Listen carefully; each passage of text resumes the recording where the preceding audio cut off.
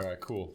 What's up, everybody? This is another episode of podcast, video games and bullshit. What's our name? Bullshit and Bullshit video and games. Please pardon my coughing. I'm on death's door. Not literally. Oh man. Well, we'll see, man. I've had this cough for like almost 2 months now. And I finally went to the hospital last week. Of course, it took 2 months of suffering to go to the Nothing hospital. different over here. Exactly. Same shit, different day, right? Same shit, different country. But, so all the other times I got bronchitis, they just gave me antibiotics. But this time they gave me 3 different types of medicine. And one of them is some TCM, traditional Chinese medicine, which is like basically voodoo. Oh, shit. Yeah. Can you still hear me? All right, so I'm drinking some of that right now. It's like this weird brown powder that you put into water and stir it up until it dissolves. Some herbal medicine. Yeah, exactly. Yo, I went to a TCM hospital, an actual hospital, last year for my back. I don't know if I told you this story or not, but I went there with my girlfriend at the time, and dude, the place stank like weed. Really? And weed is, of course, extremely illegal in China. And I was trying to explain to her, I was like, you know that smell? She's like, yeah. I'm like, that's weed. And she's like, no, it's not, because we had talked about it before, me being from America and all. And she's like, no, it's not. That's some traditional herbs. I was like, damn right, some traditional herbs. And she's like, no, it's part of traditional Chinese medicine. I'm like, that's right. The first medical journal, I'm pretty sure, don't quote me on this, but I think the first medical journal ever written was a Chinese doctor writing about weed. Sounds about right. Sounds like any smart doctor. Yeah. Well, it's also funny because the TCM hospitals are filled with old people, of course. And then when I was in there walking around, I saw all these old people. I was like, man, how many of these old people are just high as shit? 95%. Hey, man, good for them. I support it. All right, time to drink this diarrhea water. God, this stuff's awful. On another subject, you got me this drink, with this plum sauce, plum water. Oh, yeah, that plum drink. I You finished drank it all, right? everything. I felt like diabetes after, but it was good. According to my girlfriend who ordered that stuff, it's not supposed to be very sugary. Apparently, it's all natural sugar, which I can't believe. I could literally see the sugar in it. It's yeah, it's so sweet, right? It's super sweet. It's like that syrup cocktail that you mix with water that you buy from the store. Have you ever seen that? Or like the frozen fruit punch you buy from the grocery stores. Have you seen those? What? Frozen like container of like syrup. Okay, yeah, I understand what you mean. Concentrate. Yeah, like just like that pure sugar that they have at grocery stores. Yeah, or like at McDonald's, you know, in those soda machines where you just like hook up the syrup bag. That shit is gnarly, man. You can buy a bottle of that and mix it with water. That's so gross. You should not be allowed to get that shit. That's like pure high fructose syrup. Oh man, it's so heavy too. The cardboard boxes that come in where it's just 2 bags. That cardboard box is like 50 pounds. Yeah.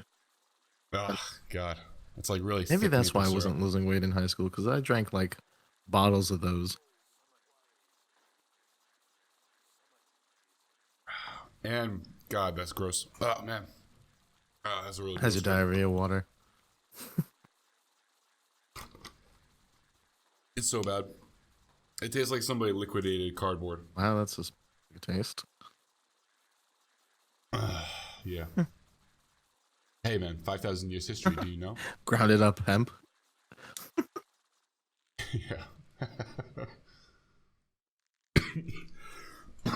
Did you just chug a concentrate of hemp? Yep.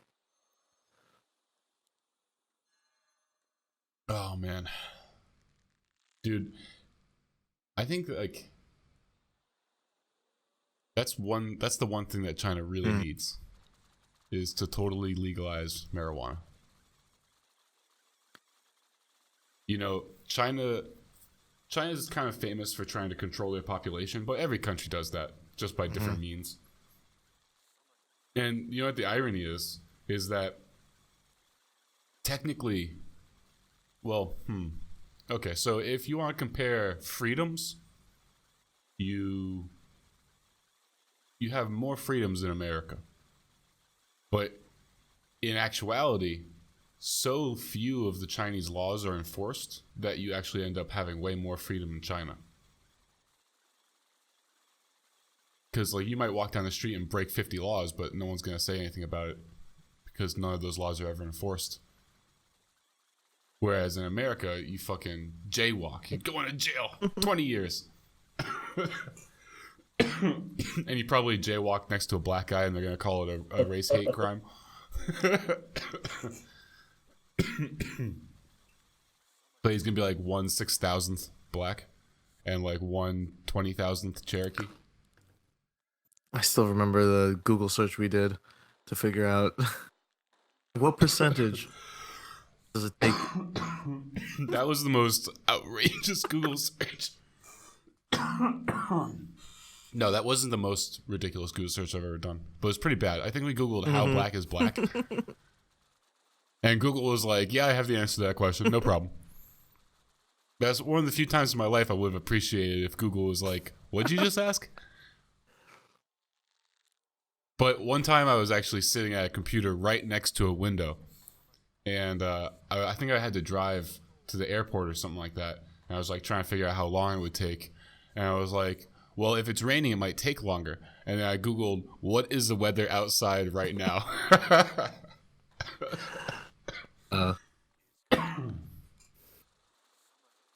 Man. Fucking dumb. Instead of looking outside. Exactly, instead of looking out the window.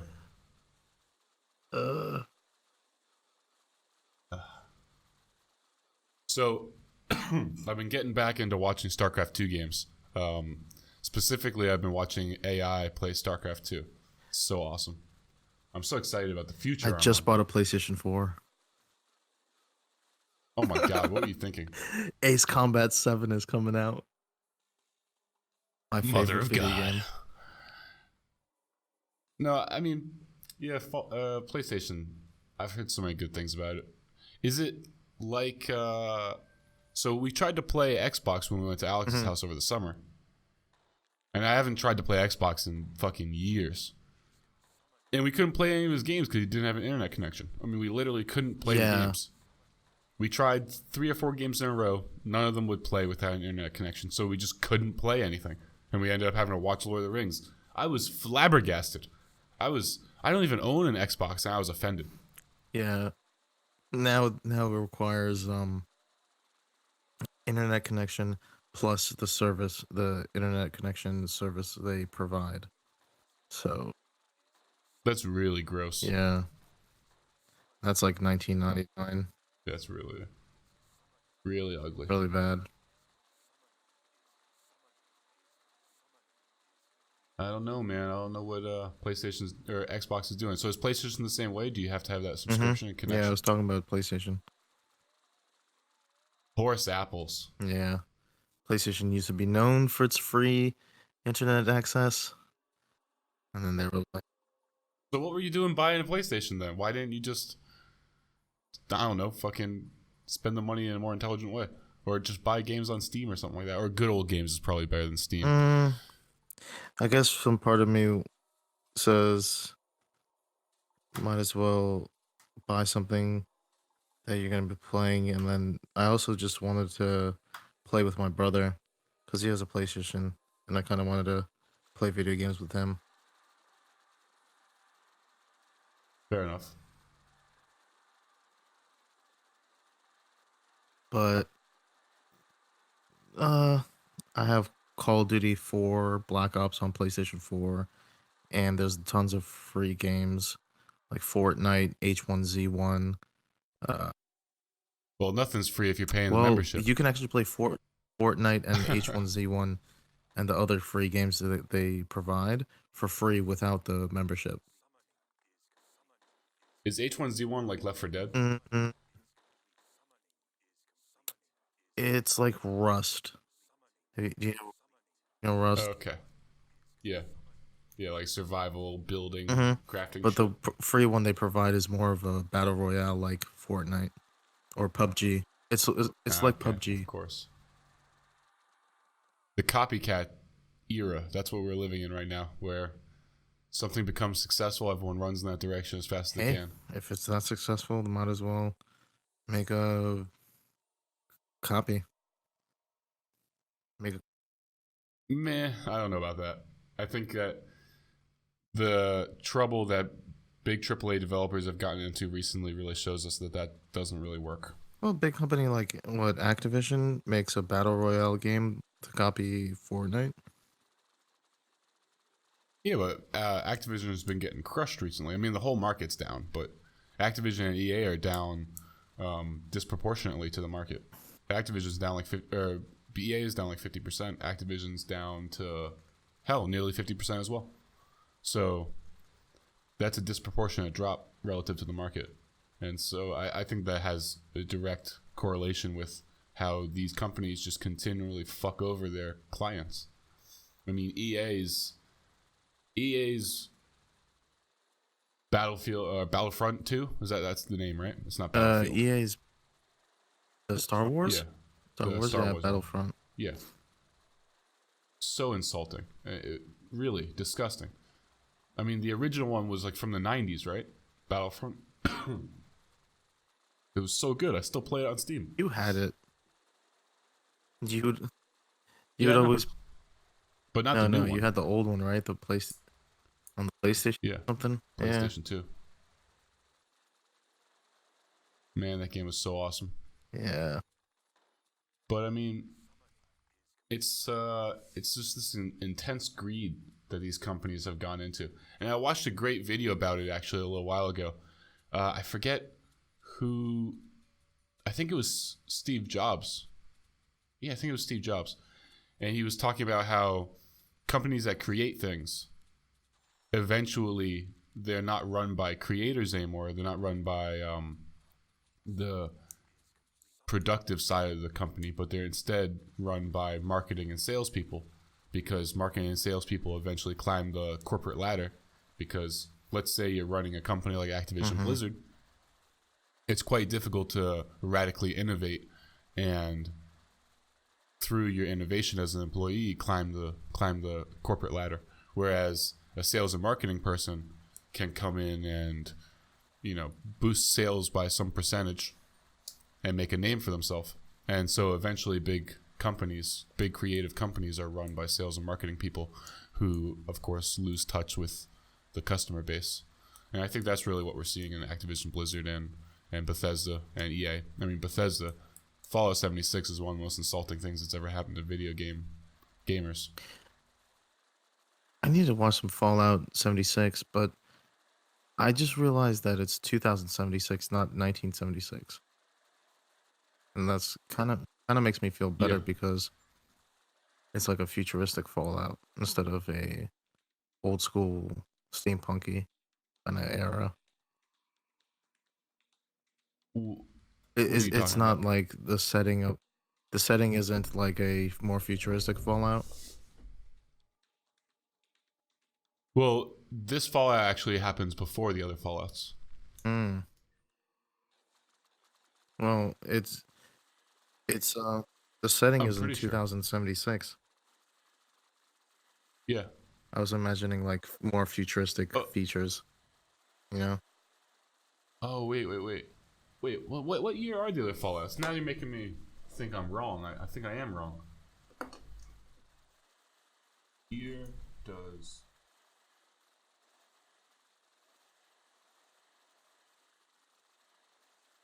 All right, Fallout 4 Loading.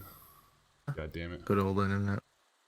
So the Chinese government announced a crackdown on internet crackdown for the next 6 months, and so I can expect some pretty awful internet performance. Yeah. Okay, so Fallout 4 is 2287.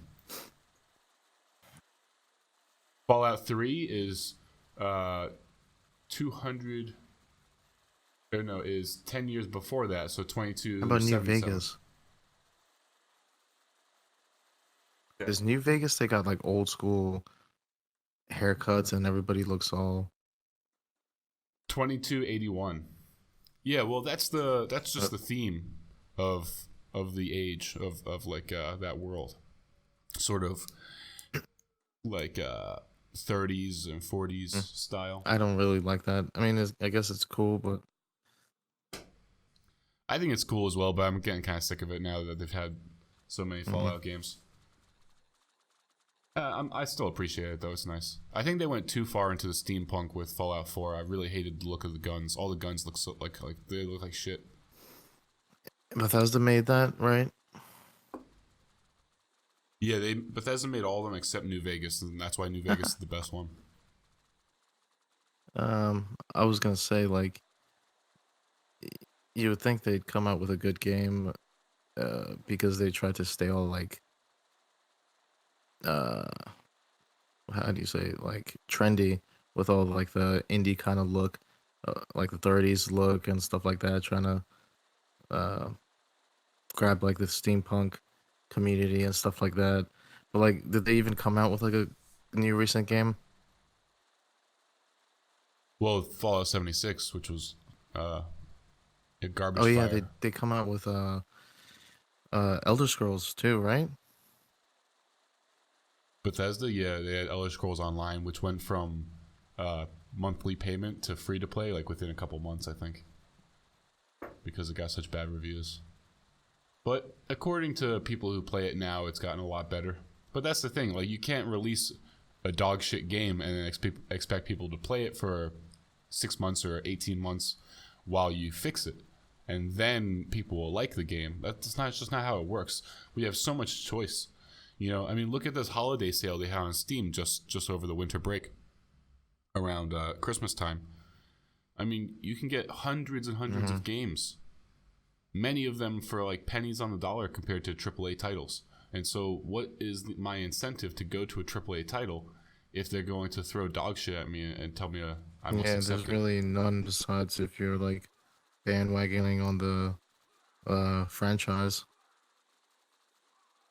Yeah, that's what they're doing. I think they're just riding down their goodwill, all the goodwill that they've built over the years with their client base, their customer base. You really need to go on YouTube and check out some Fallout 76 stuff. You know, go to Angry Joe Show, go to Young Yeah. Those are good YouTube channels that will cover the 76 drama. It's so underhanded. It's so greedy. It's all of it is just one big slap in the face to the customers. I think that's what confuses them. Like big AAA companies, like the amount of new players come in to test out the video game, and compared to like the old diehard fans, and they kind of get lost in it, and they're like, "Oh, the numbers are the same," but it's just like new people trying out the game who know better. Yeah, well, especially when you're talking about numbers. The tragic thing is, because of the monetization of games and all the microtransactions, they don't care if they go from a large client base to a small client base if that small client base is paying the same amount of money. Which is really, really disappointing. You know what's interesting is we saw this transition in our lifetime. Like, you remember in high school with addictinggames.com and like Congregate? There were just thousands and thousands of free games. The idea of money being in the game was like I didn't think I was gonna see this trend until I was like 40 or 50.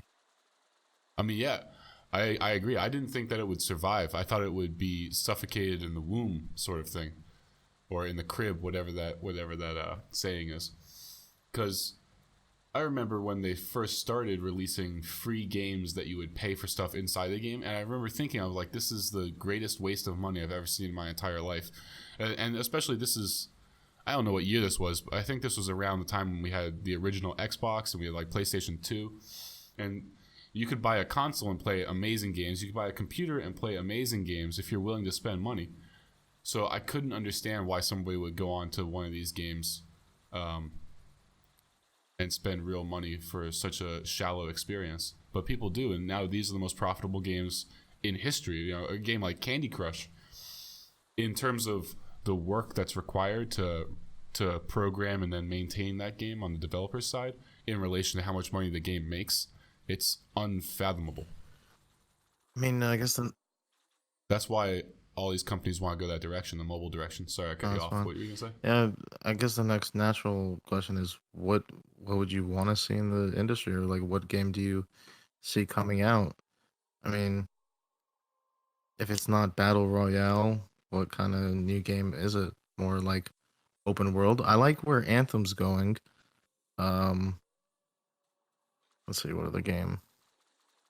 Anthem. There was other games, none particular that I would actually play, like Bloodborne, where it's like hack and slash. It's kind of like Dark Souls, kind of. Yeah, I'm not a fan of hack and slash games like Dynasty Warrior, for example. That's like the most hack and slash. For me, I just it's the extreme example, but Darksiders isn't far off. I've watched a friend of mine here play Darksiders a fair amount, and it doesn't look very different. But what would I really want to see? I want to see much more depth to strategy games. I want to see leaders in the strategy industry make big innovative steps, especially CA, Creative Assembly, because they make the Total War franchise. I want to see them go much farther, much farther.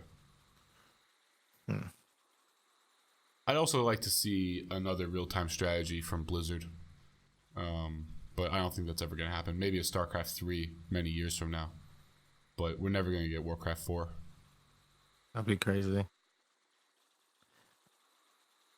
I'm almost glad that we're not going to get Warcraft 4. I feel like at this point I don't trust Blizzard to make a good product. I don't trust Bethesda either, and that's something I'm really afraid of because Elder Scrolls 6 is supposed to come out in 2019, in the summer of 2019 or something like that. Are you gonna buy it? Am I gonna? I won't pre-order it. I'll tell you that. I'm gonna wait for the reviews. I'm gonna wait for some gameplay footage. I'm gonna wait because at this point, I don't trust them to not try to fuck me over. I mean, people paid $200 for the collector's edition of Fallout 76, and then they weren't even allowed to get a refund. Some people had to sue Bethesda in order to get their money back. I mean, watch the videos, man. It's legitimately unplayable. It's an unplayable game. The glitches for like finishing missions and stuff. You couldn't finish missions. The glitches are too many to count. But even beyond that, there's just apparently there's just very, very low content in the game. Nothing to do. There's no point to do anything. And like the biggest selling point for a lot of people is being able to launch nukes. Well, apparently the servers don't randomize the nuke codes. And so lots of people who bought the game immediately started hunting for the nuke codes, and they would spend hours and hours looking for them, only to find out that within a few hours of the game's release, the codes were on Reddit, and you could just go copy and paste the codes and launch nukes. What does that do in the game? You just like beat mobs and level up, or? Well, if you launch more than one nuke, it crashes the server, of course. If you launch one nuke, it will create a radioactive area for a temporary amount of time, and in that area, more elite troops will spawn. And by more elite troops, I mean reskin Skyrim dragons. But apparently, because of the loot system, any creature in the game can drop legendary loot, and so there's no incentive for you to go fight those really powerful monsters because anybody can drop that shit. I mean, the problems just go on and on and on and on. And as if everything's not bad enough, there was an issue of false advertising, because part of the bundle that you get for $200 was supposed to be a really nice canvas bag that said Fallout 76. And what people ended up getting was this like vinyl garbage bag. Mm. And this goes on and on, of course. I mean, it's just so insulting. And then when you look at microtransactions inside the game, we're talking about like they want $5 for a paint job to like paint your power armor blue. $5. That's not very tasteful. It's really gross. It's so underhanded, so short-sighted. I can't allow myself to believe. Maybe I'm too optimistic. I can't allow myself to believe that the actual creative folks over at Bethesda allowed this to happen. It must be some evil marketing folks, corporate people. But then again, maybe Todd Howard is just a piece of shit. Who knows? Hmm.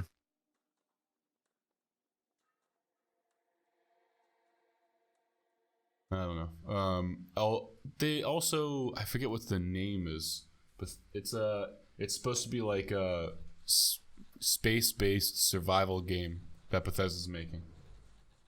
I haven't heard about it. Starfield is the name. There we go. That's supposed to be coming out in some time. I don't know when. But again, I've lost all faith in them. At this point, I don't see how anyone can justify pre-ordering a game. It seems like almost every game that I've never pre-ordered a game. Let me just say that. But it seems like every time a game is available for pre-order, people just get fucked. I think I've pre-ordered a game, and it comes with like extra glitches because they want you to test it for them because they won't pay for testers. Yeah, there's glitches. That might be just on like the server side. There's always patches for some reason, but I don't know. That really doesn't make sense if like, oh, you're releasing a video game, why would there even be glitches in the first place?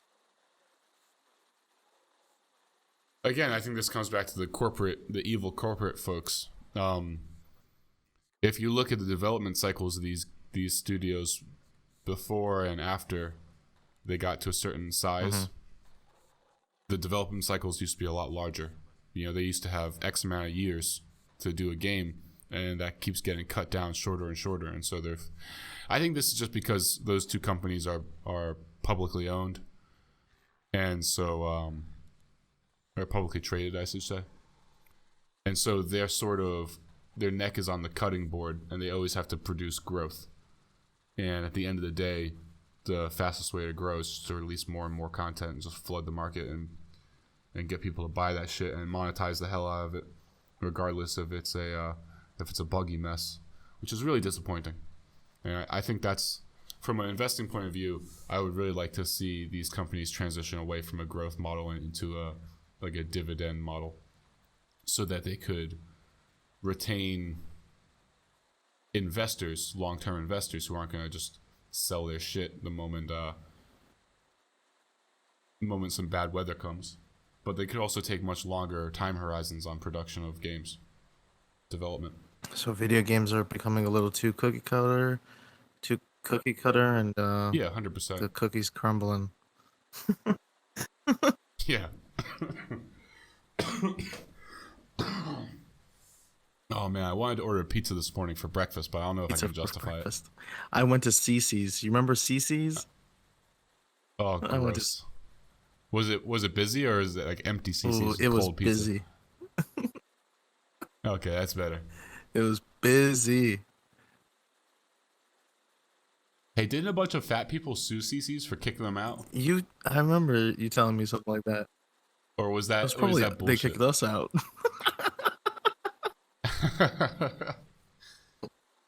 Was that us? Were we the fat people? No, but those guys were staying there for like 6 hours. Yeah, they're staying there all day. They would get to breakfast. I don't know. That might be bullshit. We might be just talking out of our ass right now. But, man, so I made some winter plans. I'm going to France. Why? Well, my ex-girlfriend hit me up, and she messaged me, and she's like, "Hey, I just found these unbelievably cheap tickets to France. You want to go to France?" So I was like, "Yeah, why not?" So I'm going to France with my ex. We'll go avec moi.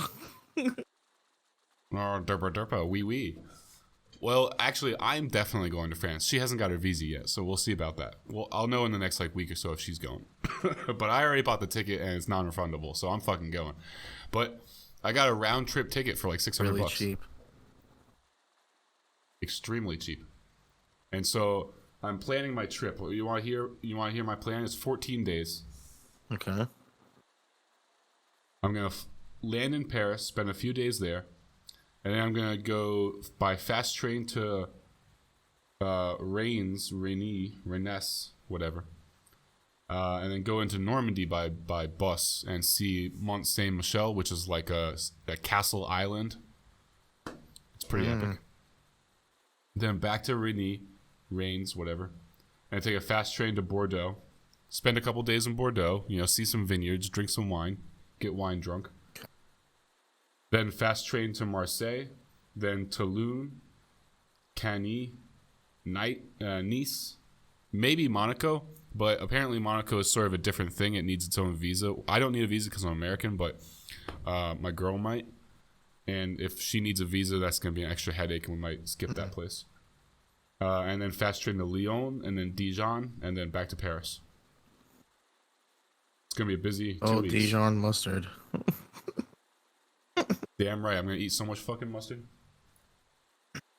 For real, though, I'm excited because my plan, once I arrive, is to go right into a grocery store and just buy a baguette and a big piece of cheese and a bottle of wine. Wow. And get sloppy. That's cool. You like traveling a lot more now. I was going to say this is like the first time you're traveling without your family, but shit, not really. Yeah, dude, I've been to 14 countries. Yeah. What the fuck are you talking about? But by yourself, besides China, where did you go? Japan. True. Puerto Rico. Haiti. Not by Dominican yourself. Republic. I went with Elise, so a girlfriend. I didn't Pretty know much you went by to yourself. Haiti. Was that boat trip? Yeah. Yeah, that one trip I went to Puerto Rico, Haiti, Dominican Republic, and the British Virgin Islands. That was a fucking legendary trip. That does sound pretty legendary, actually. Dude, people talk so much shit about cruises. Cruises are awesome. I'm for cruises.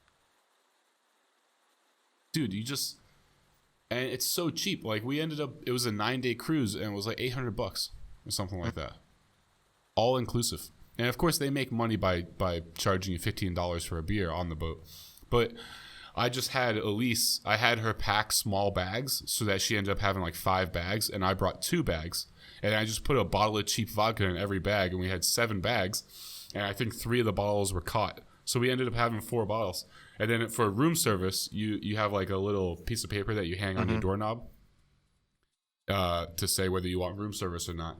And every morning I would just order like 15 glasses of orange juice so that we could make screwdrivers. Works like a charm. Probably not allowed, but it was definitely worth it. Yeah. It's so nice when you're just out on the ocean. Those ocean days are my favorite. Just ocean in all direction, beautiful sunshine, nice breeze. Out there drinking my orange juice on the deck. Have you ever got boat sickness? Never. Or wait, you mean seasickness? Yeah. I actually have once. I just remembered. So once in my entire life, I've gotten seasick, and it was on a ferry. Where were we? I think we were actually in the British Virgin Islands. It was that trip with Elise. I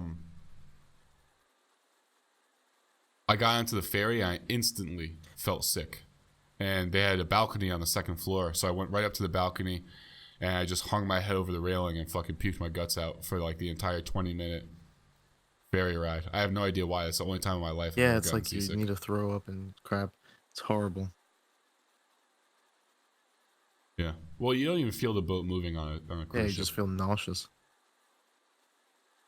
No, you don't. There's no movement at all. I mean, the ship is fucking enormous. It's like a skyscraper on the water. Yeah, the big ships, yeah. I was talking about seasickness. It's like it just came randomly for me one time. I was just like